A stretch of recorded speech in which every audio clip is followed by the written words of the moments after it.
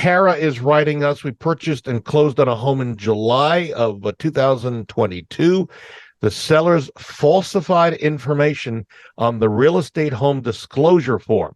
They stated that everything was working in working condition, and they failed to disclose many, according to Tara, hazardous matters that they were apparently aware of, along with literally covering up issues that Tara says the inspector could not see. So they had it inspected. The inspection didn't show this. So now they've incurred over $18,000 credit card debt trying to keep the newly purchased house from crumbling to the ground. The sellers failed to disclose foundation, electrical, plumbing, flooring.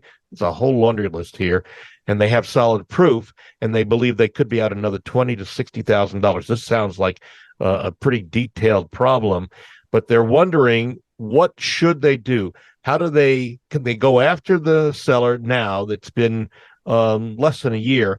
And can they also go after them for stress, suffering, and hardship based on what they're dealing with? Courts don't go for hypothetical damages, things like stress, et cetera, et cetera. How do you prove that? It's all hypothetical.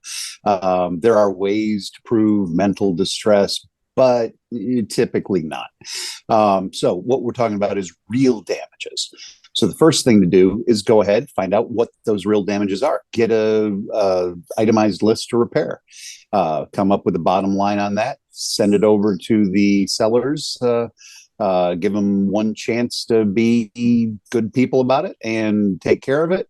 If they don't, give me a call. We'll hook you up.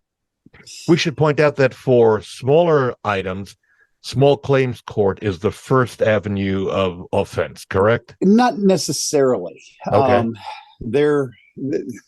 What a small claims is for anything under $2,500. Right. So yes, technically, if it's under $2,500, you could do small claims. How does that affected by the arbitration clause in the contract is another question, but that is one option.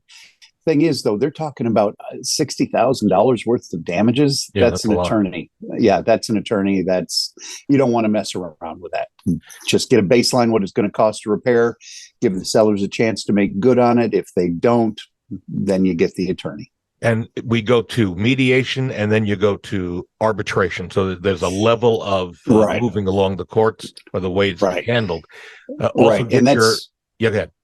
I was going to say, that's why you want to get hooked up with the people with whom I would point you. The gentleman, a couple of folks that I usually pass people off to for that kind of activity have acted as the judge in arbitration.